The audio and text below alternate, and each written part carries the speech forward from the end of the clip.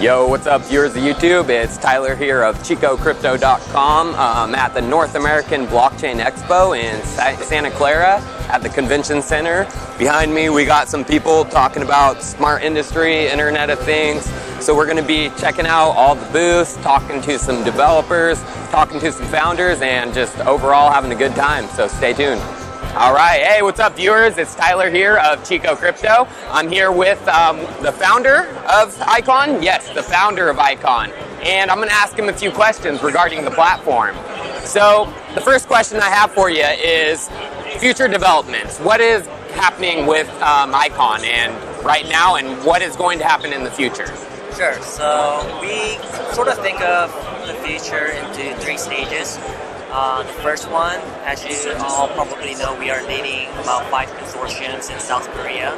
That's more of a long-term project where we're working with real enterprise companies like hospitals, securities firms, universities, and like insurance firms. So, you know, how the cryptocurrency is going to be implemented, how our protocols can be implemented into these like real enterprises, that's more of a long-term project. But once we do, that's going to be a huge impact. Okay. The second one is more of a middle term. We're actually talking to different companies to actually start projects on top of our blockchain. So we're starting, you know, we're recruiting companies to build, you know, companies on top of our platform. So pretty much enterprise solutions for businesses. Yeah. All right, so how about short term? In the short term, right now, obviously we have a lot of work to do in terms of we just launched our ICO, so token sales. So once we, you know, because we got this launch, we have to do a mainnet, we need to work with exchanges, we got to do business partnerships. So on the product side, we need to create a wallet, we need to create our decentralized exchange, some of the things that we've already promised to our users. So that will be in the next half a year or 1 year. Okay. So question, I've seen an enterprise blockchain alliance with wan't and A-Chain. Yes. Could you expand on that for me? So that's a great question. I think a lot of people have asked, like, okay, what's the significance of that? I think the main reason why we wanted to announce it is that it shows collaboration in the space. It's not just us, but a lot of people are thinking the same thing about trying to solve the problem with interoperability. Interoperability is not something that we just made up. It's a natural evolution of the things that we've already been doing with enterprises today. So we're already building out our blockchains with these hospitals, with these universities, and the talks and the communication has been very natural about asking how do we work together, how do these blockchains are supposed to communicate with each other in the future. Exactly, because in my opinion, you can't hold all of humanity's data on one blockchain. Right. There's going to be multiple blockchains, and being able to be interoperable is going to be significant in the future. It's going to be very important. So I think a lot of people have asked us, like, okay, are you guys competitors to Aeon? Are you guys competitors to wan't? In one sense, yes, we are, but you know, in this blockchain, at where we're at today, I mean, there's no competition. It's all about collaboration. Exactly. So I think that's the message that we wanted to kind of get across to the public and make sure that, you know, we're not in the mode to compete with each other. We're in the mode to collaborate. Collaborate. One of my things I have in my channel is pillars to a successful crypto project, and one of those pillars is good internal team as well as external partnerships. So you're saying you have external community, it's starting to happen. What about the team? Do you, I mean, your team, expand on that a little bit. Yeah, so we've already have about 45 to 50 people that are working in the Icon project. We've already, I mean, we're not a company that just incorporated a few months ago. We've been working on this project for about 2 years now. Oh, wow. It's been a while. So we've been building our team. Obviously, with the recent, you know, fundraise, with recent, you know, more projects that are coming on board, we are trying to, increase our headcount to around 70, 75 in the short term. We have a lot of work to do. We still feel that we're very short-handed. There's a lot of more quality services, quality communications we could do with the public and enterprises. So there's a lot of work to do all around. How about one thing about blockchains is they always have the blockchain projects. They have the developers. They have everything they need internally, project managers. But some people marketing. What is your guys' focus on marketing, getting the project known in the Western world, getting the project So it's very interesting. I mean, marketing is something that we're not like heavily focused on. I guess we're more focused on building a good product, building a good reputation, making sure that we communicate what we want to, clearly communicate our message, what we're trying to build to our public. So in that sense, it's like the marketing kind of takes care of itself. Okay. So, other than that, I mean, we're out here into these type of events, making sure that we can communicate with our community members, talking to you. Exactly. And just getting our story out there. I mean, that's kind of the minimum that we're doing. Okay. Well, I'm here to help. I'll be evangelizing it on my YouTube channel. Awesome. One last question. The mainnet you talked about. Do you guys have a kind of a date you guys are looking at? So we've announced that we're gonna be doing this on fourth quarter of this year. Right now it's scheduled for about middle of December. So the mainnet will be live soon. That is much shorter time frame than a lot of the other projects that you see out there because, as I mentioned, we've been building our product for about 2 years. So, we just need to kind of fine-tune the things. Fine-tune the things, exactly.